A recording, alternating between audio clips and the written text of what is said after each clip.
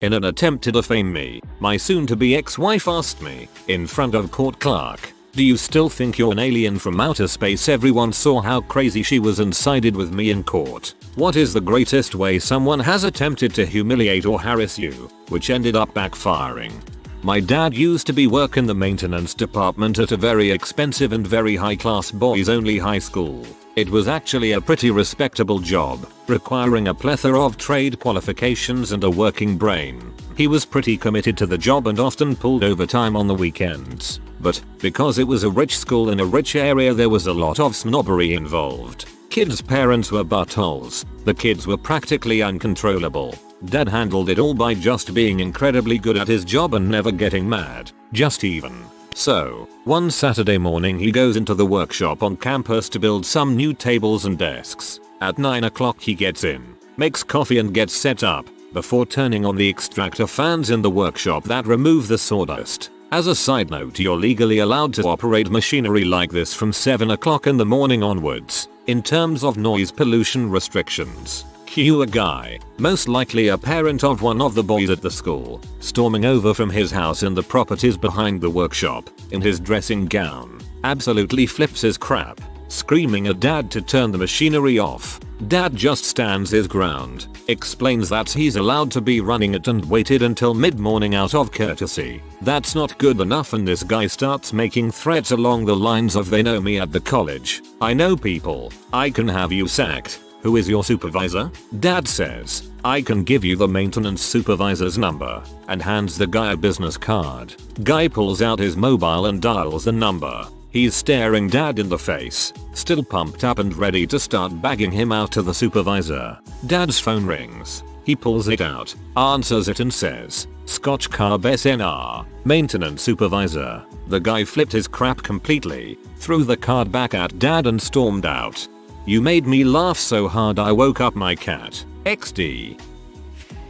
My ex pulled similar stunts in our divorce and custody fight. She claimed in affidavits that I was suicidal, homicidal, violent, had anger management issues, abusing prescription and illegal drugs.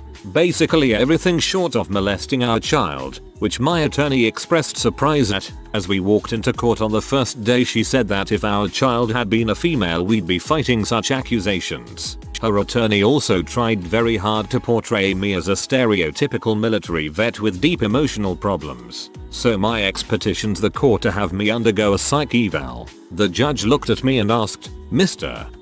Mustache, how do you feel about this?" I said that I had no problem with it, but it would probably be a good idea if the ex had one. 2. He found the idea delightful, and even allowed my ex to choose the doctor to administer it. So we go through the psych eval thing.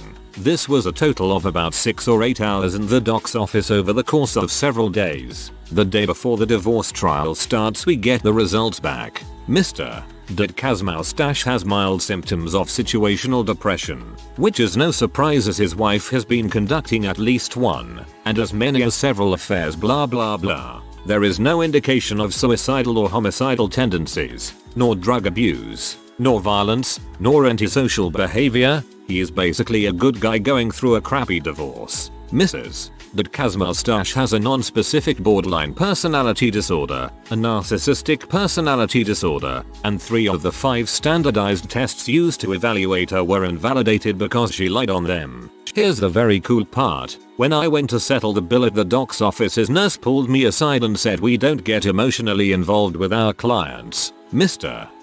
Mustache, but everyone in this office is pulling for you." Apparently the ex had stormed in and lit the entire staff up in spectacular fashion over the diagnoses. My attorney's secretary also let me know that my ex's attorney's secretaries, seems that these folks talk outside of class a lot, were very hopeful that my ex would get ramrodded by the court. In the end, I was granted custody of my son, and the judge included some very sharp language about my ex's testimony and integrity that I am told will be my primary weapon should she ever choose to contest any aspect of either the divorce or custody rulings. My favorite quote: her answers were evasive, disingenuous and, at times, breathtakingly unbelievable. "Thanks, Your Honor. TL. DR. X went from a tropical storm to a category 5 hurricane in the courtroom. I was like the mighty willow who bent but did not break." I was like the mighty willow who bent but did not break. Upvote just for that.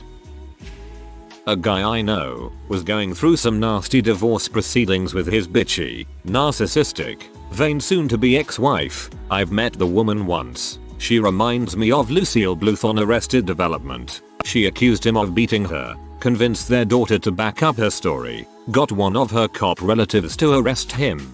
He, however, had an airtight defense. His EZ pass records showed that at the time she claimed he hit her, he was in another state. I have an ex that, after almost 10 years, is apparently still going around to people I know telling them I beat her, and just wish he would finally admit and come clean to everyone about beating her. Even crazier, I've talked to her myself a handful of times over the last 4 years, and she actively denies telling people that I beat her, and claims that it's one big misunderstanding. I was attending training for a deployment. One of the trainers was teaching something wrong and I corrected him. He tried to make a big scene and accused me of disrespecting a superior and co. Then I pointed out that I outranked him. Ex-girlfriend comes up to me at a group of people I'm chatting with outside of class, sees I'm talking to an attractive girl, and says you don't want to get to know Editor Ray. He is a stupid Jew. Good thing this was right in front of the local news folks asking the Chabad, Jewish student group, about the upcoming Jewish holy days, and the attractive girl I was talking to was recording us on camera. Had a guy steal a parking spot from me outside of my old job a while back. I was in a beta pickup, he in a rather nice BMW. I did the WTF face and he walked over and said my car is nice and should be seen up by the front of the building. Go park your pose at the other end of the lot. That guy? Yeah, he was my afternoon interview for a sales job. My psycho ex-wife denied me visitation with my mentally disabled 27-year-old daughter for almost a year. In court, she pointed out that I am an alcoholic. In her own lawyer's notes provided to the court, it showed that I was in AA for 28 years and haven't had a drink since Reagan was president. The judge pointed out that I was a sober, senior manager with 2 master degrees who had never been arrested and was fighting to see my mentally retarded daughter. The judge asked if there was any reason why I shouldn't get to see her. When my ex opened her mouth, the judge actually said, "Sit down and shut the frick up." It was a rhetorical question. I am not granting visitation. I am granting joint guardianship. When the ex went to speak again, the judge said, "How would you like me to make it sole guardianship? And if you aren't sure, it wouldn't be in your favor." I never even had to say a word. Just got done a 9-day visit with my daughter whom I see every other weekend, and it only cost me $28,000. Still, I fought the good fight and won. I imagine if she opened her mouth again he would have sentenced her to death. In 7th grade, this would have been more than 20 years ago, before the internet, I went out with this girl Deanna for a little while. I broke up with her because I didn't like spending time with her and we only went out because of one dance or something. We never even went past kissing, and even that was just a kind of boring French kiss. Anyway, she got really upset and started a scene. It was right in the middle of lunch in the cafeteria and she yelled, "Whatever, you're such a loser and your penis is way too big anyway." Her miscalculations. 1. She implied that she'd seen my penis. We were 13. She got branded a school S. 2. She implied that I had a big penis. This rumor stuck with me all through high school. I even changed carefully during gym classes to keep from dispelling the rumor. 3. A few girls at parties expressed interest in seeing it. Due to the rumors, I obliged occasionally, and in private. For the record, I'm pretty sure my penis was average size in high school. Now, of course, it has its own gravity and weather systems, and lesser penises orbit it, affecting the penile tides. So really, she's, in a way, the best friend you've ever had.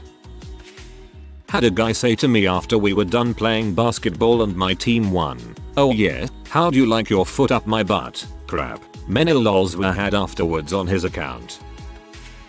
I'm always late to these, but here goes. I had been in college for a year and a half, and decided to transfer to a different school, a little closer to home. A lot of my friends from high school went to the school I transferred to, so when I first got there, I spent a lot of time hanging out with them. They lived on the other side of campus, and I was there almost every night. For some reason, One of the girls we hung out with, who lived in their dorm, didn't like me. I'm still not sure why. I got along pretty well with everyone else. A few weeks later, unknown to me, she started sort of dating one of my roommates, who she had met through someone else. She did not know he was my roommate at the time. At one point, we had all been hanging out together in her dorm, with some of my friends. As he told me, after I left, she started complaining about what in butthole I was, and saying some pretty terrible things about me. He told me he yelled at her something to the effect of "Don't ever talk about my roommate like that. He's an awesome guy," and apparently he never saw her again after that. Good riddance. She was a B. TL. DR. Girl talks crap about me to guy she was dating and didn't know was my roommate. He stops dating her. That's a dang good roommate. You better treasure him. Not me, but my mom. Before I was born, she worked at a US government office. There were many parties where military officers and the admins, secretaries, would attend. At one of these parties, one dude, who was big on sexually harassing women on a normal day, had a few too many to drink. He came up to my mom and pinched her butt and said, "I'd really love to get in your pants." Humiliated, she kept her cool, but raised her voice and responded so the whole office could hear. "Why? Did you crap yours?" Silence. The dude's butthole puckered up and he turned red in the face, and didn't harass anyone for a long time after that. Meanwhile, across the room was her soon-to-be husband, my father, who heard the exchange, impressed. Not long after this exchange, he asked my mom if she'd like to celebrate his divorce from his ex-wife and go on their first date. 3 months later they were married, and still are to this day. With a pickup line like that, your dad must be the smoothest operator ever. Or maybe it just really helps to be a man in uniform. This girl I sat by in art class in the 6th grade was one of those big, loud bullies. The kind that can talk crap all day, but acts confused and cries when anyone is mean to her. Anyways, she was making fun of my new glasses one day and said really loud, so the whole class could hear her, "Wow, they're really big."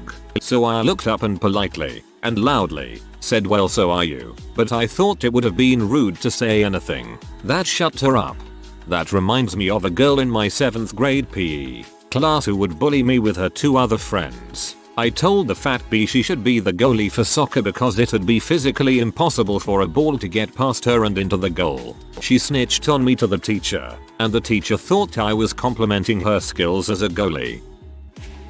When I was in 8th grade, there was this kid that would always bully me. He stole crap from my locker, had his buddies hold me down and drew stuff on me, and would insult me constantly. One day, he decided that it would be absolutely hilarious to pants me in front of the entire school during lunch. You see, saggy pants were a fad at my school in 8th grade, and almost nobody wore their pants at their waist where it was supposed to be. Almost nobody, except me. I, on the other hand, knew what the frick a belt was. When that punk butt grabbed a handful of my Levi's in an attempt to yank them down, he ended up getting caught red-handed molesting another dude in front of the entire school. It made that entire crappy school year worth it. I started at a small NYC ad agency last summer. My first day I was met with a disastrous ad to fix. Upon arrival, I was met with Jack, not his real name but he was a Jack of do-it'll-do. Jack wanted to know, 1 hour after I started, when he could see something on this ad. I told him I would welcome his feedback, but wasn't close to done, as I had just started there. He tore me and butt for my attitude and proceeded to tell me that I was off on the wrong foot because he ran this account. Right in the middle is his bully rant. A group had assembled. One of the junior account people tried to get his attention, which only deepened his fury at my imagined insolence. Finally, the owner came out of her office. Jack, in his attempt to throw me onto the tracks, said to her, "We've got a real wussies here. What are you going to do about it?" She said, "Jack, that's the new chief creative officer. He's your new boss." As he backpedaled into a flurry of "just kidding," a little hazing, he literally had tears running down his cheeks. To break the uncomfortable silence, I said, "Jack, check back with me in an hour. I'll have something then. We can review it together." The room was silent. Buttholes like him deserve it so much, but I can't help being so embarrassed on their behalf. A coworker who was convinced that I was talking smack about him behind his back decided to start secretly recording my conversations with other workers at my desk. He bragged about how he had something that was going to get me fired to one of my friends. He found out that this is a felony in my state and HR doesn't put up with that kind of behavior. At the last minute he claimed that it was just a joke and we couldn't prove it, but him being scared shitless for that split second was all the backfiring I needed. He backed off a lot after that. Oh, Tom, you're such a douchebag. Was in high school band and had a particular douche who had a brow like a caveman. Seriously, they almost stuck over his chin, and the aggressiveness of one. He was making jokes with his buds, and some of them were directed at me. I ignored him. I was reading my book, and I was going to enjoy the dang thing. Well, my Cro-Magnon schoolmate did not enjoy that, so he started staring at me from across the band room. Sensing his disapproval of me ignoring his glorious jokes, I looked up and met his gaze. I winked. He did not like that one bit, so he picked up his mouthpiece. Trumpet mouthpieces are small, but they are bloody well fast, and hurled it at me. I ducked behind my music stand and felt it was over me. Luckily, or not depending on your viewpoint, my band director was right behind me and got nailed in the back by it. In 2 seconds he went from being the cool and relaxed band director to the red-faced fury of Apollo himself. Classmate was suspended, eventually quit, and never so much as looked at me again. Good year. TL. DR. Neanderthals are dumb. I have dreamed of this day. I am a trainee that was being hosted by Herpaderp Power, technically employed by a GTO. One day my, very recently promoted, boss starts drilling me on not following his instructions to the letter for the 5th time. Each time I had fixed the problem instead of following his policy of simply replacing the computer. None of the computers had broken after my repairs. I say stuff like I'm out of here if I stay, then I'm probably going to kill this man. This new boss then proceeds to modify all of my job tickets from my 1.5 years of work to prove his point. The ticket service fails and corrupts the database. They recover the database from before he edited them. His boss notices the disparity and gives me his apologies for various actions that they took, aka firing me, locking me out of sight, etc. The new boss gets a disciplinary hearing. Meanwhile, the company that was technically employing me has put me on full time. In this company there's only 2 IT people including myself, and the other one is pretty awesome. All the people are friendly and I'm feeling more fulfilled in my work. TL. DR. Got fired from a crappy job because of my crappy boss falsifying records. The boss got caught and my labor hire company, not my original employer, employed me in their office instead. That seems like that boss could actually face serious monetary penalties were you to sue for fraud. He falsified documents claiming they were made by you for the purpose of defamation. These 2 kids were picking on me in the 5th grade. They tried to do that whole, one kneels behind you while the other pushes you over. I cracked 2 of the kids' ribs. Boy, that escalated quickly. In pay, when we ran track the boys would run one way and the girls would run the other way, but we never crossed paths. Everyone went halfway on the track, then turned back and ran the other half, so there was no meeting of the boys and girls. Well, at the half, some popular girl thought it'd be hilarious to pants me, so she says, "Hey, come see." Some girl told me to tell you something. 7th grade me was naive, so I didn't see what could go wrong. Besides the teacher seeing I was talking to a girl or something. So I go up to her, and out of nowhere, she tries to pants me for some reason, but fails and I just end up falling, which not many people saw. She settled with that and started laughing. Her friend saw what happened and decided to stand up for me, so she went up and pantsed the mean girl to get back at her. She accidentally pulled down everything, panties and all, and a lot more people saw. I thought it was some hilarious karma. TL. DR. B wanted to see my dong, got her pants pulled down.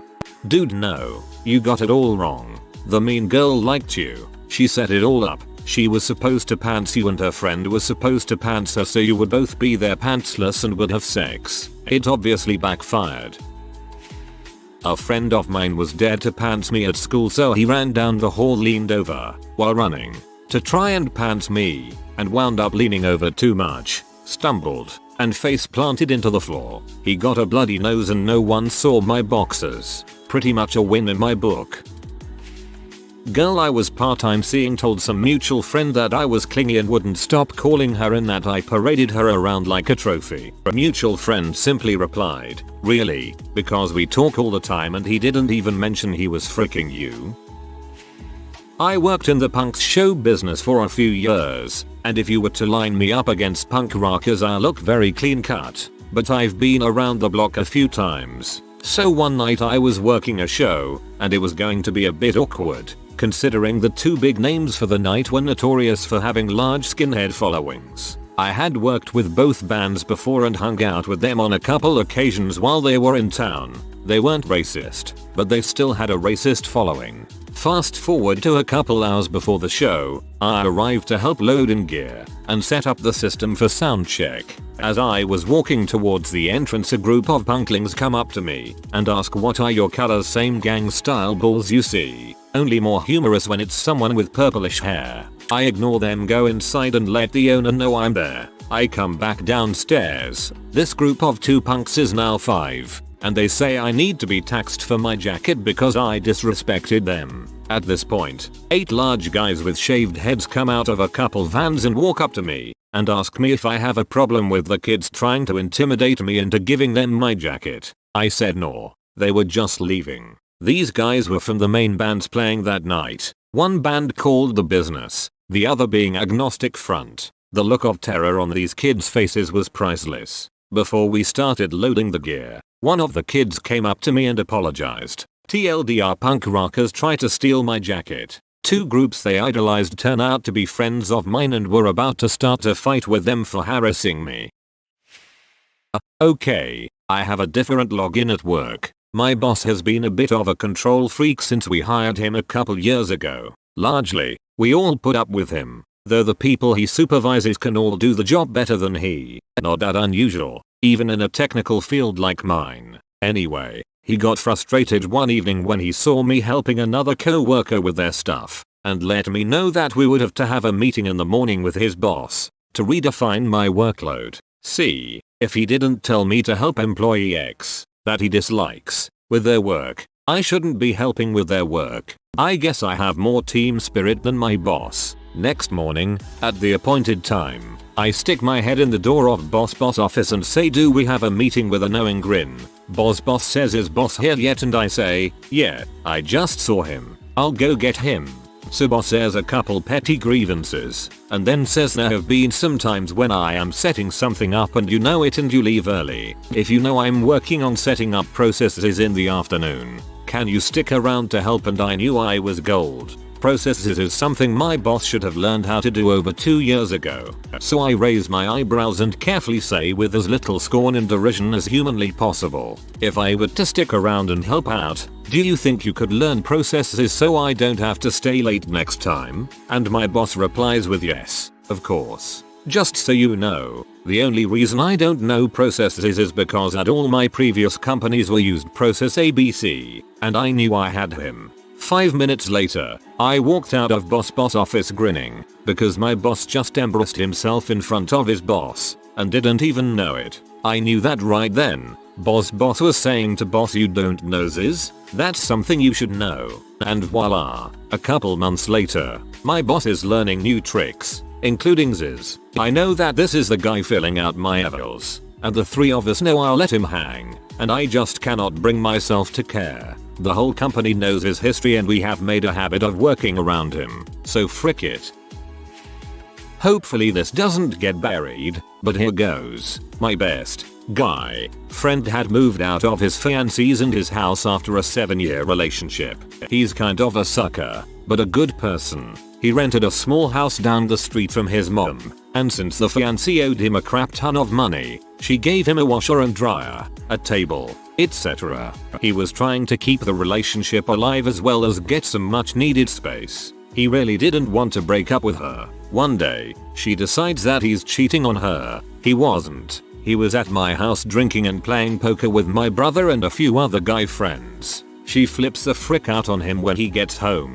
She has a house key and is lurking in the house, refusing to come out when he gets there. Says she's waiting on a guy friend of hers to bring a trailer and a dolly so she can take her crap out of his house. My pal calls the cops. A bunch of bulls goes on there, but she leaves before they can get there. She then tries to file personal protection orders on he and his mother. She lied about the both of them threatening her life in order to do so. My pal decided to contest the PPO and take her to court. In Michigan, you can have someone who isn't a lawyer speak for you in court. He asked me. I couldn't object to any of the other attorney's arguments. He made some outrageous accusations, even asking me if my pal had ever tried to sleep with me, and when I told him no, on the stand, he then asked me if my pal was gay, but I could question every witness, including the fiancée. She went up to the witness stand last. As soon as she got up there, she went into a crazy crying fit. I mean, sobbing,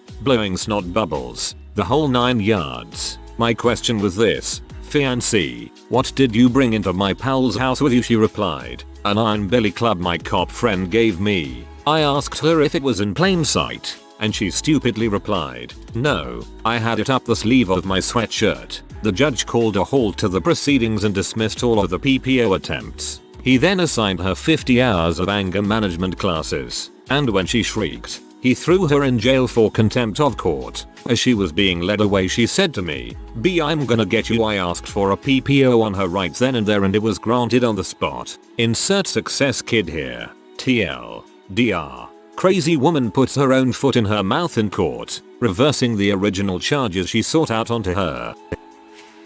My first long-term boyfriend cheated on me during our senior year of high school, then led me on for months by saying, I wanna be with you. I just need some time apart. We're still together. I just wanna see other people too. Like any socially inept, shy, insecure high schooler, I went along with it for quite some time before calling it quits for good. However, my ex had promised me long before that he would take me to the senior prom that year, no matter what happened between us. In the weeks leading up to prom, I order a modest looking dress online, buy my ticket, book a hair appointment, the whole shebang. So, 1 week before that prom night, I find out from mutual friends that he's taking the 14-year-old who he cheated on me with to the prom instead of me, and I'd also been told that my ex wasn't going to tell me about it. He'd been planning on letting me buy a dress, spend the entire prom day getting ready, and then he was going to stand me up on prom night. So I asked his recently single best friend to take me,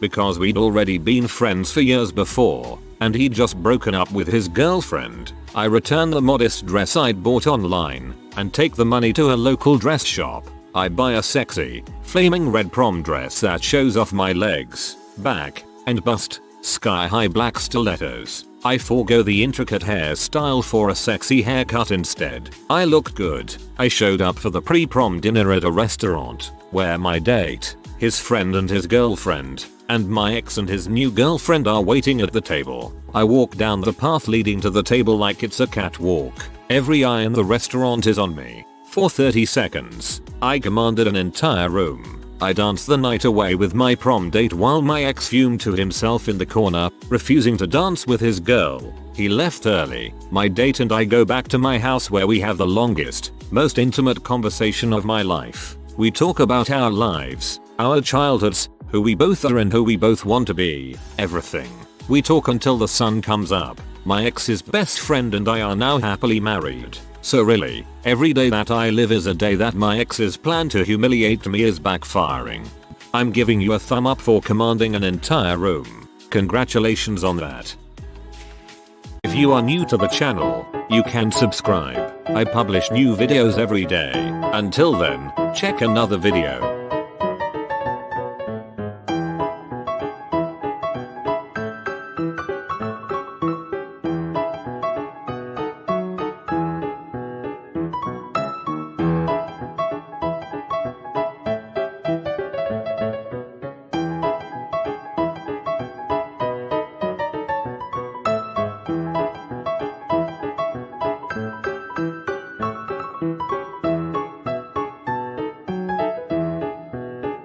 Bye for now.